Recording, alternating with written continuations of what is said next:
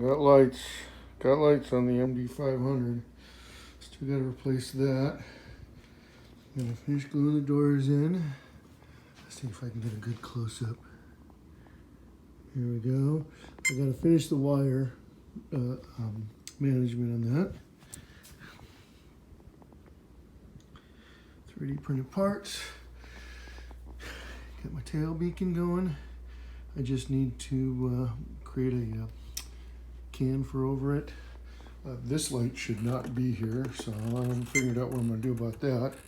I am going to have a headlight. I'm working on that. And then I haven't figured out what I'm going to do. I do have a flashlight for that, but that's supposed to be a white one as well too. So I don't know, but she's getting real close.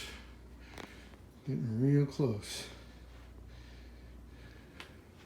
See if we can get over here. Yeah, real close here. Still got to do the fins on the tail, but there we go. See if we can get a better close-up view of this one.